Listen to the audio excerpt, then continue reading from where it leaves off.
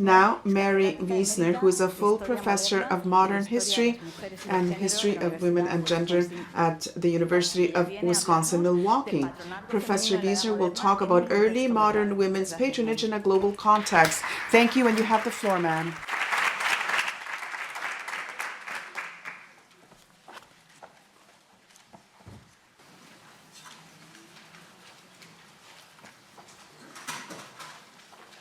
First of all, I'd like to give my thanks to the Prado Museum, to Professor Perez, and everybody else, that long list of thanks that we've just heard, who has made this conference possible. I'm first of all pleased to be somewhere in Madrid other than the airport, where I've been a lot before, and finally be able to visit the museum from which I've used art for my books for decades. Seeing a work in a book or on a computer screen is just not the same as seeing it on a wall. My presence here also as a historian who originally studied Germany is also a measure of the interdisciplinary and international nature of the study of early modern women and gender. It's intimidating to be talking about art in the Prado, and it's intimidating talking about art surrounded by so many art historians, but it's good to be intimidated sometimes. This meeting and the first one last year in the symposium are part of the explosion of interest in Renaissance and early modern European women's patronage that has now been going on since before some of you in this room were born. I mean, an explosion, more than 1,000 people taking part in the symposium. It's just mind-boggling. This began in the 1980s, but really took off in the 1990s, when scholars began to track down how, when, where, and why women created and commissioned works of art. The lead was taken, as in so many other aspects of early modern women's lives, by scholars of Italy, such as Carolyn Vallone, Catherine King, and Elena Zaletti, or scholars of Italian women whose marriages took them elsewhere, such as Sheila Folliot's work on Catherine de' Medici. I know some of you were here last year, heard Sheila's wonderful talk about the sources for women's patronage, and I'm really thankful to the Prado for putting it online, the YouTube channel. It's really great to have it there. In 1993, Cheryl Rees and David Wilkins encouraged Italian art historians to look beyond Isabella, as they put it, and break with their intense focus on Isabel d'Este. They asserted, and the chapters in the collection of essays with that title that they edited demonstrated, that Isabella was only one of many women who commissioned, collected, and inspired art. As you well know, over the next several decades, this research broadened to include much of Europe, as scholars have found female patrons in cities and courts across Europe. The study of Isabel d'Este did not suffer at all, I might add, and in fact has only increased as people make use of the amazing Digital Humanities Project on Isabella and her milieu, IDEA, and I encourage you, if you've not looked at it, go and look at it, headed by Deanna Shimmick. It's just a fabulous project. Today, I would like to take Rees and Wilkins' admonition from 30 years ago several steps further and encourage an even broader perspective on early modern women's patronage. Queens, princesses, regents, noblewomen, and others in many parts of the world, not simply in Western Europe, commissioned and supported art, architecture, and other cultural products. In some cases, their patronage left many sources, and in some cases, frustratingly few. But scholars are devising new means of exploring their roles just from whispers and traces. I'd like to discuss a few of these key women today, moving far beyond Isabella d'Este, and indeed beyond Europe. Scholars of other places often quite reflexively make comparisons with European developments in their work. I will do that today as well, as that's what most of us in this room know best. But I think their work has lessons for us as scholars of Europe, and comparisons should be reciprocal in any case, not just one direction. The types of art and architecture I will be highlighting are quite different from those you see in the Prado's wonderful thematic route on the female perspective. There isn't a single oral portrait or sculptural bust or gilded frame that I'll be in my slides today. But there are still some striking parallels in the patronage behind them.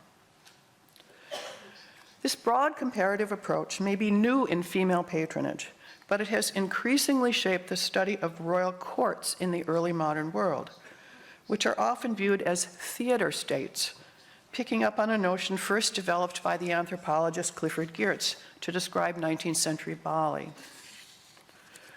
Courts in early modern states were certainly places where military and political decisions were made, decrees and laws were issued, the topics political historians have focused on forever.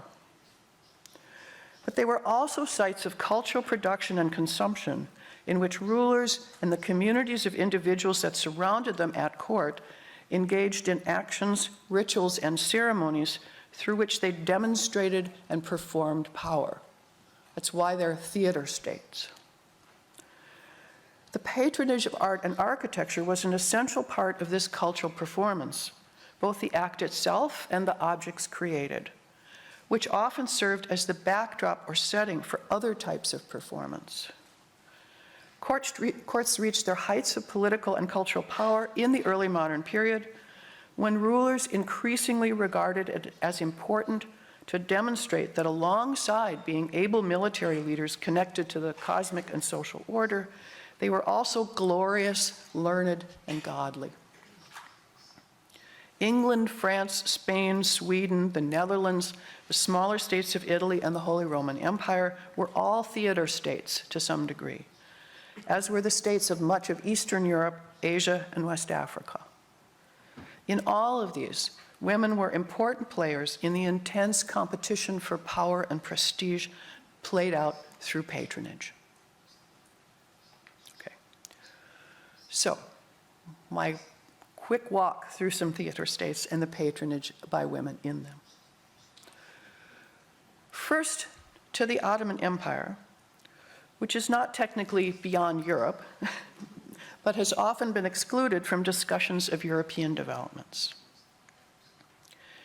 In the 1990s, Leslie Pierce laid to rest the idea that the physical seclusion of Ottoman royal women kept them from cultural, political, or indeed military activities. The 16th and 17th centuries saw what Pierce terms the sedentarization of the Sultanate, in which Ottoman emperors left the royal palace complex far less than their predecessors had, making those who wished to gain or hold power come to them. Chief consorts, who were called Haseki Sultan, and queen mothers, who were called Valide Sultan, all of whom were non-Turkish, became increasingly influential, with quarters near the sultans in the palace complex. Among their many activities was architectural patronage, beginning with Haseki Hürrem Sultan's support for a mosque in the Fatih district of Istanbul in the 1530s. Hürrem Sultan, who you may know as Roxolana, that's her previous name, was the Haseki Sultan of Suleiman the Magnificent and used the dowry from her marriage to finance a large mosque complex designed by Mimar Sinan, the most important architect in the Ottoman Empire. This included a mosque, soup kitchen, school, and hospital.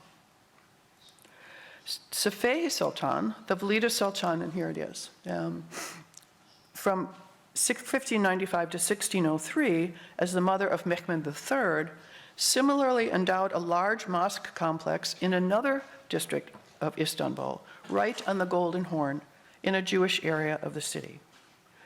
She was forced to abandon the project when her son died, and she became less influential, however, and it fell into ruin and then was largely burned down in the Great Fire of Constantinople in 1660, which destroyed 2/3 of the city. It's often been eclipsed by the Great Fire of London, but it was way worse.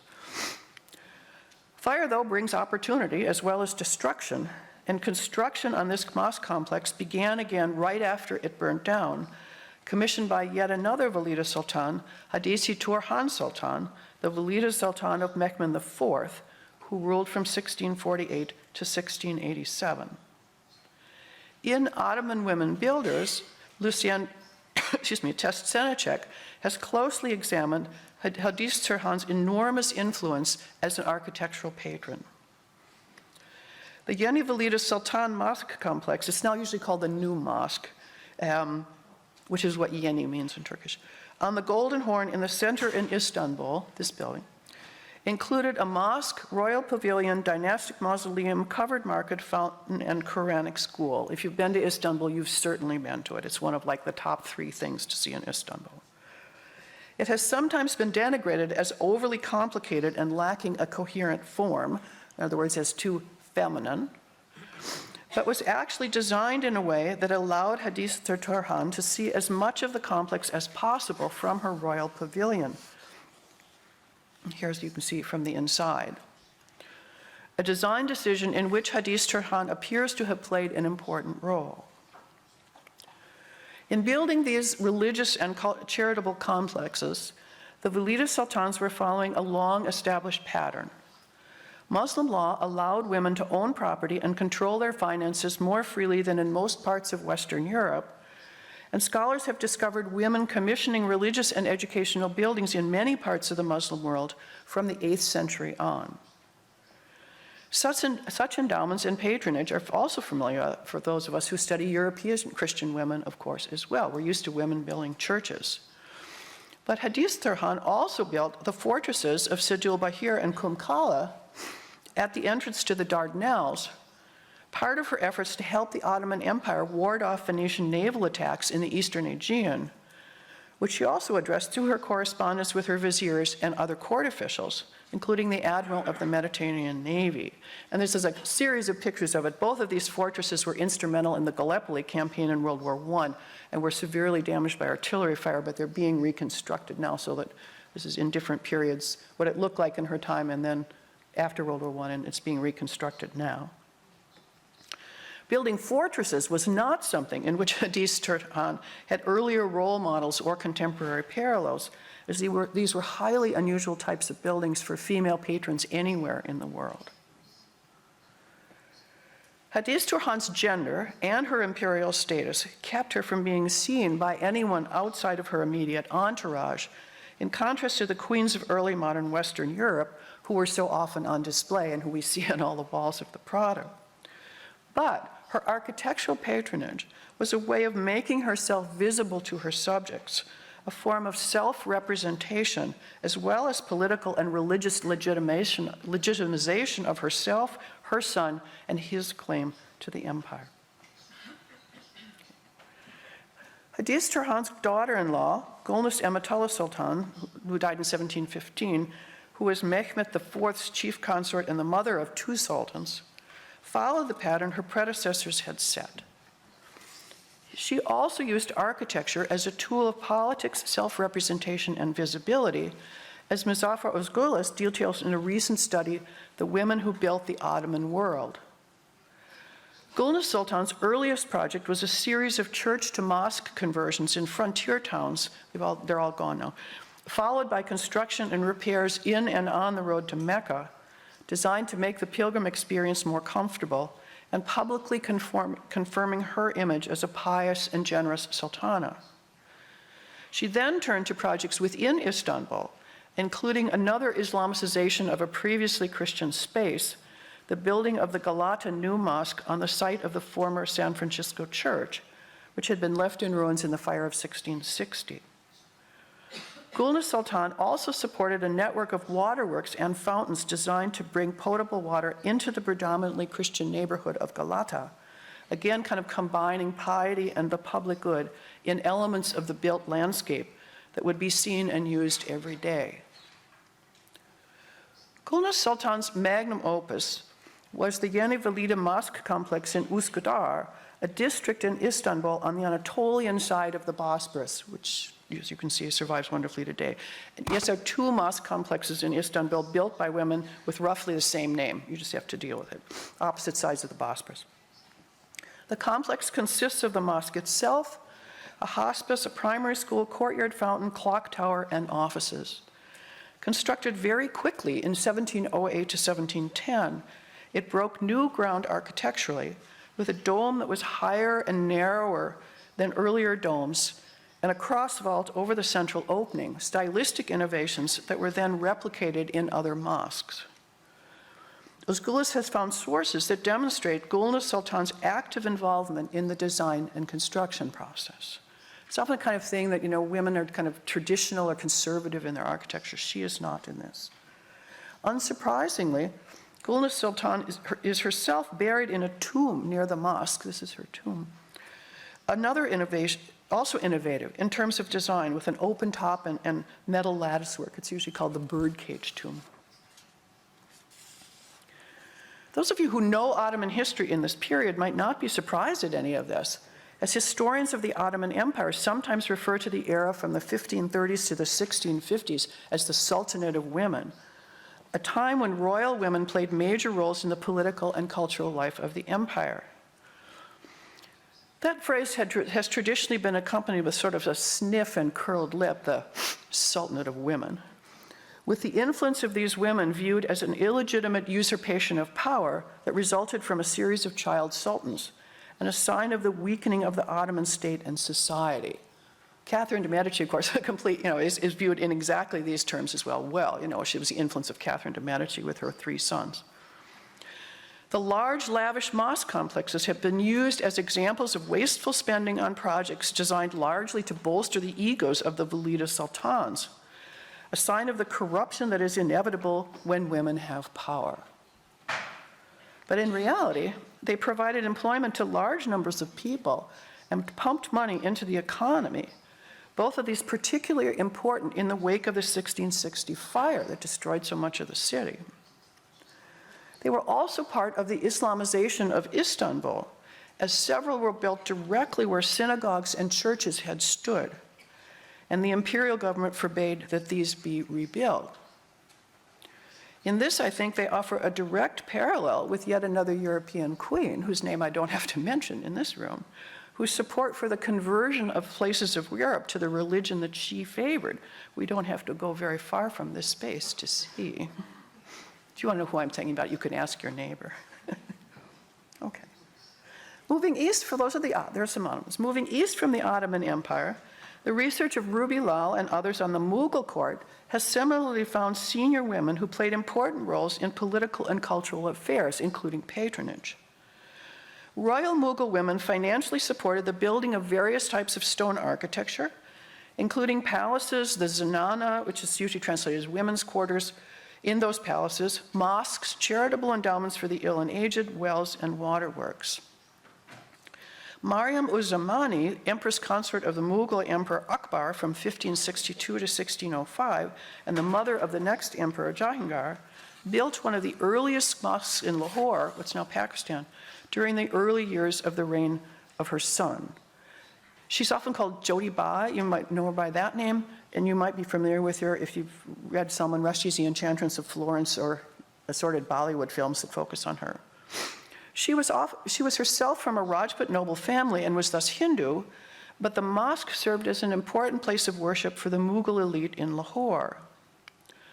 Known as the Begum Shahi Mosque, that's one of her titles, the interior surface is covered with richly colored frescoes and mosaics that you can see here, and there are several inscriptions in Persian, one of which mentions her. It says, and here's the inscription, "God be thanked, through whose grace, under the auspices of Her Majesty, this building was completed. The founder of the edifice, the place of salvation, is Queen Mariam-Zamani." So it's an actual reference to the women's patronage on the object. This is really rare for anybody. Today, it's in a state of disrepair, you can see, and has been encroached on all sides by businesses. Though there's this tire sale here, there are some calls for its renovation. Mariam-uz-Zamani also built a large step well, this is called a Baoli, and a garden in Bayana in northern India. It's now destroyed, so this is a very old picture of it. But this also had the inscription, "During the reign of Shah Nuruddin Jahangir, the world became a garden because of his benevolence." That's her son. "By the order of his mother, Mariam-Zamani, the divine light became bright. There was built a garden and a beautiful Baoli, which made paradise blush with shame." I love that metaphor. It's gone now. Okay. Well, along with commissioning stone structures, mosques and wells and such, Mughal royal women also chose, ordered, purchased, and used more ephemeral forms of art, architectural, and material objects within the zenana and at courtly events. These have left both textual and pictorial records.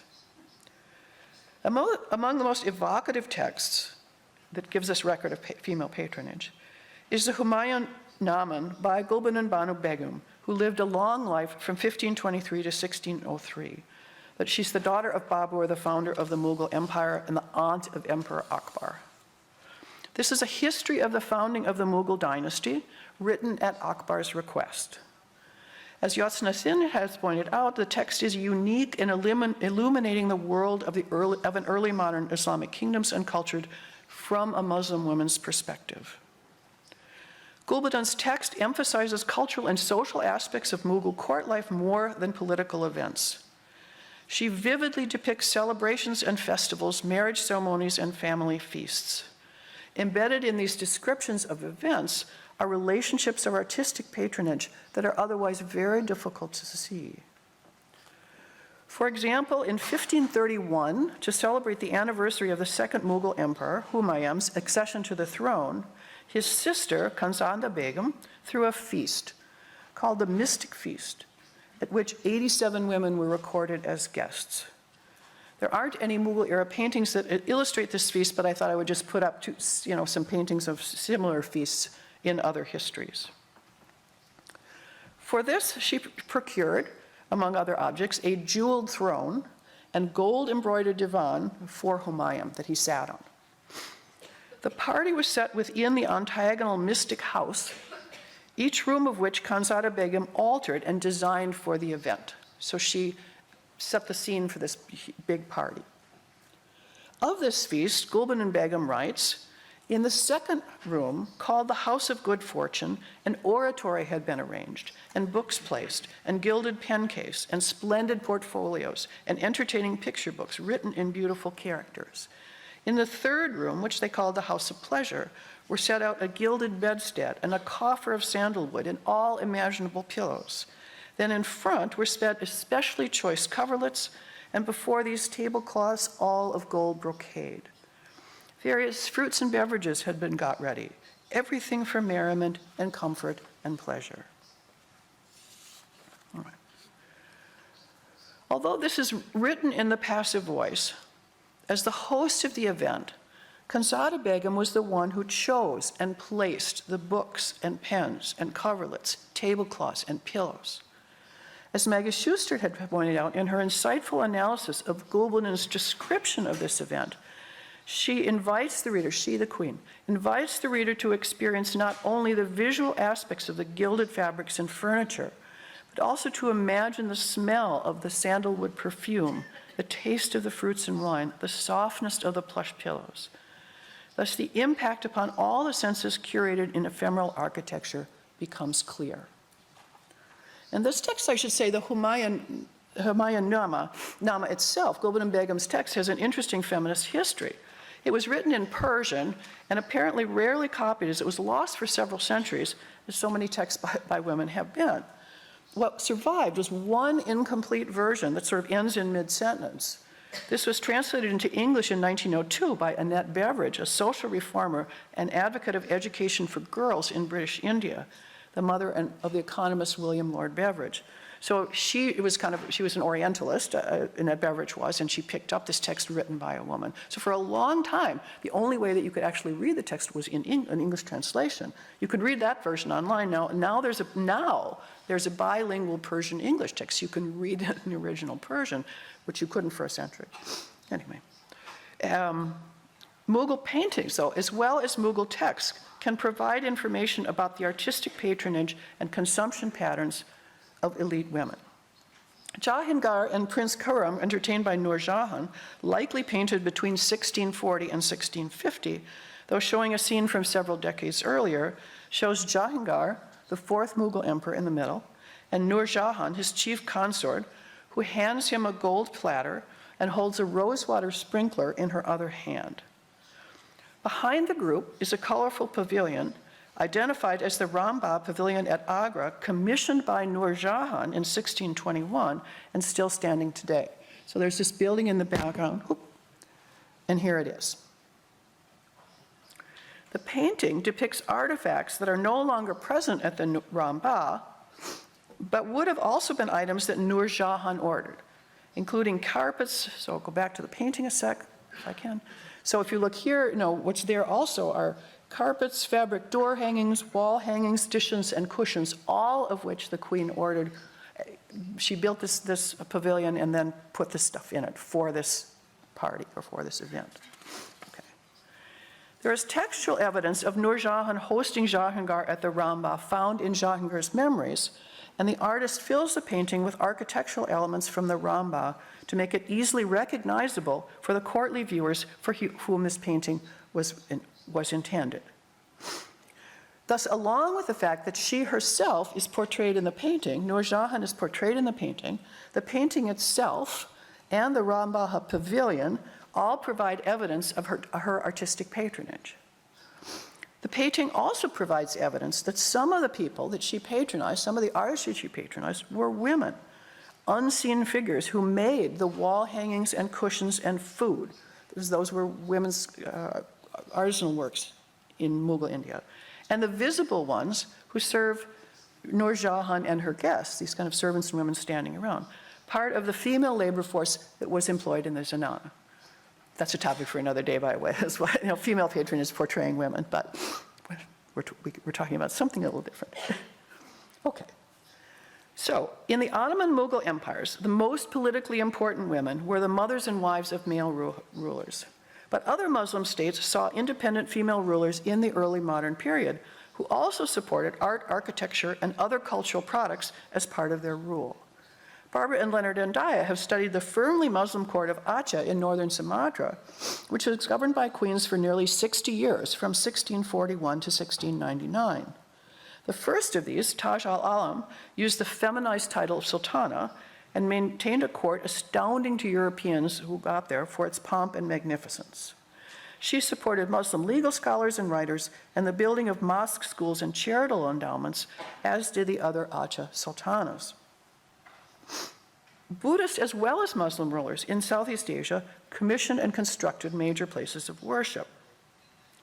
This included Queen Shinsawa in Burma, who ruled from 1553 to 72, who supported the renowned Shuadagon Pagoda, one of the most visited sites in Burma. Shinsabu, the only woman to rule a major state in Burma's history, became the queen during a period of rivalry between Upper and Lower Burma, solved temporarily by her marrying a series of rulers in succession, all of whom died without male heirs, so that she became queen. So this is what it looks like in the daytime. That's what it looks like at night. It's fabulous, right? Along with ruling, she concentrated on repairing and enlarging the existing Shuadagon Pagoda, paving the pagoda platform, terracing the hill it stood on, donating a bell, stone lanterns, and umbrellas to embellish it, and constructing an encircling wall.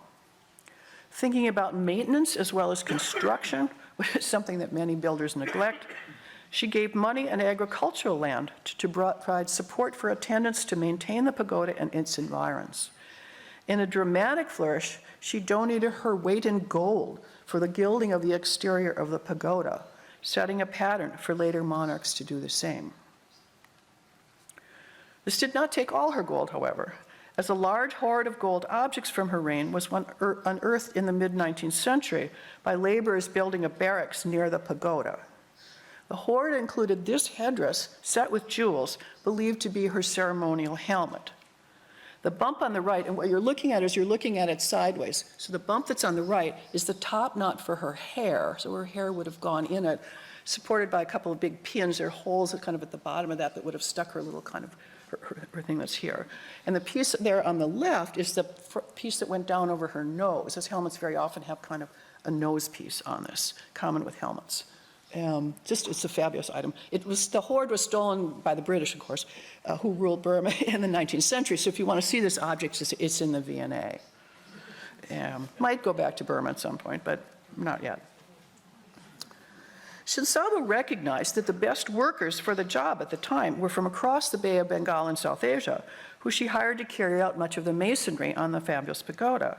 They left their emblem, 3 geckos, on a plinth of the top of the stupa. This emblem was removed by the State Law and Order Restoration Council, the nationalist military junta that ruled Burma from 1988 to 1997, which didn't want people to believe that foreigners, especially not Muslims or Hindus from India, had been responsible for this engineering achievement. I think as we study sort of women's patronage and all patronage to see what's happened to these objects in the contemporary world, they're still political today.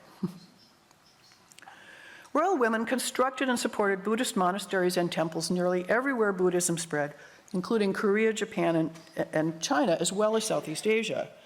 In this, they were following the well-established Buddhist model. Although women did renounce the world in Buddhism and become nuns, a practice that, according to tradition, the Buddhists sort of reluctantly approved.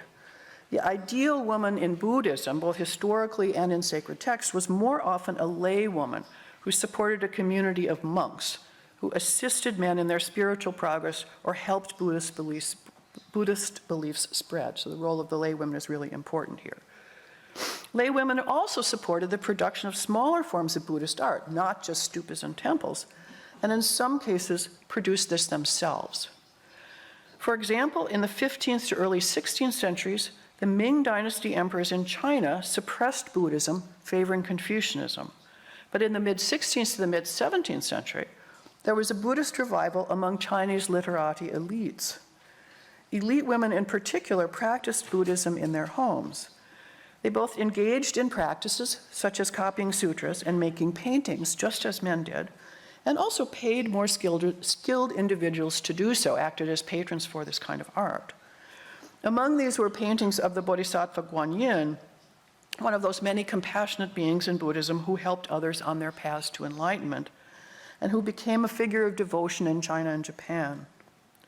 Both women and men made and ordered images of Guanyin in order to pray for male heirs. She's seen as having special power over that. And if the prayers were successful, to give thanks for those male heirs, as in this painting of Guanyin by the aristocratic Ming poet, calligrapher, and painter Fang Huaye. That's a female painter, by the way. Fang Huaye was a childless widow. So this graceful drawing, which is thanking Guanyin for the birth of a son, was likely made for someone else. In other words, Fang Huaye's unknown patron. This is what I mean by a whisper of female patronage. It's not made for herself. It's made for someone else thanking for the birth of her son. Okay. Like Christianity and Islam, Buddhism is a text-based religion, and the copying, decoration, and translation of texts is a spiritually meritorious act that women both did and paid others to do. They also sponsored the printing of Buddhist texts on paper, which began in the 7th century in China. Female patrons of printed works include the 7th century Chinese Empress Wu Zetian, the 8th century Japanese Empress Shotoku, and various Mongol empresses of the Yuan dynasty in Beijing in the 13th and 14th centuries. That's the Mongol dynasty in China. These Mongol empresses were devotees of Lamist Buddhism, the form of Buddhism that developed in Tibet in the 8th century with sort of a body of beliefs and practices that sought to channel the divine energy understood to maintain the universe, and which also included a belief in reincarnating religious teachers known as lamas, if Lamist Buddhism is news to you. So the current Dalai Lama is understood to be a reincarnation of a line, but his line begins in the 15th century. It's not one of these 8th century lines. Lamist Buddhism is very complicated, but I'll just stop there about it. Printed Buddhist texts in the Tibetan language, now found in libraries in Tibet, include some with colophons thanking Mongol empresses in Beijing who paid for their printing. These included the Empress Bulagan, who was enthroned as senior empress in 1295. According to one colophon that's here, she paid for the translation, copying, and carving nicely engraved on wood blocks by skilled artisans of 6 Buddhist scriptures. Then the queen, says the text, quote, endowed with noble lineage, physical beauty, mighty good fortune, and great power, good description of a queen, right? And with undivided devotion and faith, commissioned the printing of 400 copies each of this text. At least some of these copies were transported from Beijing to central Tibet, providing evidence of a network of books that stretched thousands of kilometers and making her the most generous patron of printing in the Tibetan language during the Yuan dynastic period. So for a comparison, the distance from Beijing to Lhasa, where this book is in a library, is slightly more than that from London to Cairo. So we're talking about an enormous network of transmission of texts. But Buddhist texts with female patrons were not just imported into Tibet, they were also printed there. Hildegard Diemberger has discovered many Tibetan women who contributed in various capacities to the production of Buddhist texts as printing spread on the Tibetan plateau in the 15th and 16th centuries. Tibet at this time, kind of many description of it, was made up of a multitude of polities with different levels of subordination, shifting balances of power, and changing allegiances. In other words, Tibet was just like Italy at the same time. Chokyi Trungpa, for example, a 15th century Tibetan princess who abandoned royal life to become a nun, was eventually recognized as the emanation of a female deity and established a female reincarnation line that has existed to the present day. Her biography, and these are common genres in early modern Tibet, just very similar to Catholic hagiography, her biography portrays her as a great patron of printing and manuscript production, as well as a builder of temples. She had learned reading and writing from her mother and thought that religious education could bring peace. And here's this illuminated manuscript biography, shows her at the top there on the left with her spiritual mentor on the right. Her contemporary, Dagma Namjam Kajangmo, and I've gone and turned to a Tibetan historian friend of mine to ask about these pronunciations, a female member of the ruling house and spiritual leader in the Tibetan state of Zhurchou, initiated and organized the printing of a work by a spiritual master that she regarded as important in 1442, and here it is. The long colophon describes her motivation. In this merit-gathering place, like a crystalline branch of youth, came the female spiritual master wearing the saffron robe like fruit. At this point in time, having realized that there is this book, with which not even countless moons and suns can compare, she thought that she would promote it by using all her resources. Generally, in order to help all living beings reach enlightenment, as well as in order to fulfill the aspirations of deceased officials, supporting them in reaching the stage of Buddhahood. The colophon lists the carvers, scribes, and editors who she supported by name, so it says here are the people she supported, and ends up by praising her. May all the wishes of the great female sponsor be realized without effort. I think that's a great aphorism for our conference. May virtue be, may auspiciousness be. The woodcuts here on these texts depict two female bodhisattvas, those sort of compassionate beings who, like Bagmo Namjam herself, help other sentient beings on the path to enlightenment. I like to think of ourselves again kind of as bodhisattvas helping each other to enlightenment. Printed books such as this one offered women an important route to fulfill their spiritual aspirations, produce merit for deceased family members or others, and at times reinforce their religious or political profile.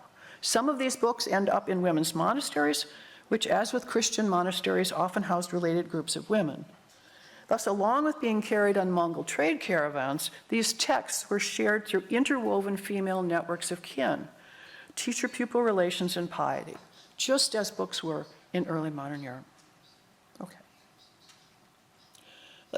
Across Eurasia, women's patronage supported buildings, books, and other cultural products. It no doubt did in other parts of the early modern world as well. Just a quick look at a couple of those. In West Africa, queen mothers had institutionalized roles and formal functions in politics and religion, occasionally ruling without male co-rulers. Queen Aminatou is sometimes called Queen Amina of Zazu, for example. She's an exact contemporary of Queen Elizabeth, one of the house estates in what's now Nigeria, most likely ruled in the mid-16th century by herself. Queen Idia, whose representation in magnificent bronze heads and ivory masks makes her the best known of these West African queens, was key to the rise to power of her son in Benin in the early 16th century. Tradition holds that he commissioned these heads, but given what else we know about her, it's hard to imagine that Idia herself had no role in their creation. In Mesoamerica, female members of hereditary dynasties, whose names we know from inscriptions, ruled Maya city-states on their own, and the wives of rulers participated along with their husbands in the bloodletting rituals that were a key symbol of royal power. The image on the right here is King Itzamnabalam and his wife, it's on the left actually, and his wife Cabooltuc in a ritual that we know from the dating around this took place on October 28, 709.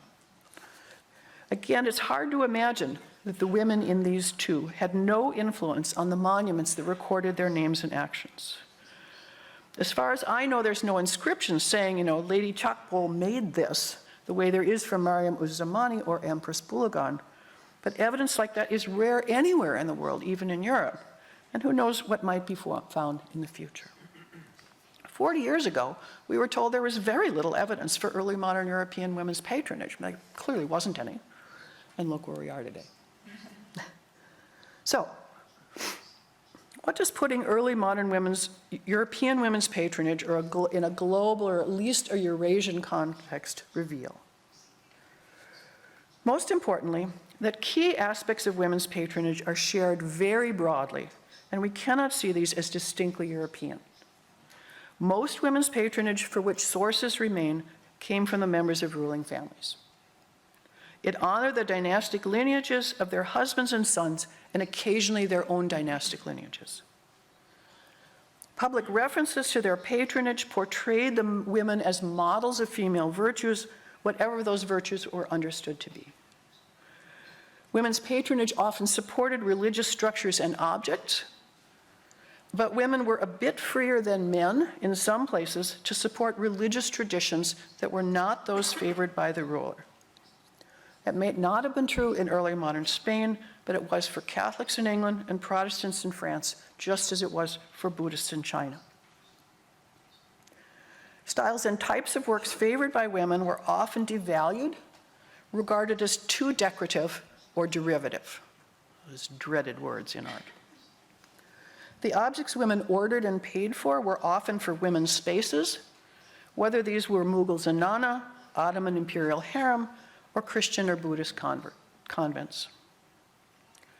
This meant that they would be looked at primarily by women until they were taken out of their original sites and placed somewhere else, like a museum or a private home. Okay, so there's some similarities, I think, really broadly. In addition to those similarities and parallels, there are also instructive differences, which have shaped the questions that scholars of these places have asked, and I think can provide new ideas for we scholars of Europe. Maggie Schuster's study of Mughal texts and miniatures reminds us to pay attention to the ephemeral elements of an architectural setting, not just the permanent ones. What we often see in architecture is what has survived. So what has survived? Stone. That wasn't the only thing there at the time. So the ephemeral parts of these were often ordered and chosen by someone, and that someone may have been a woman.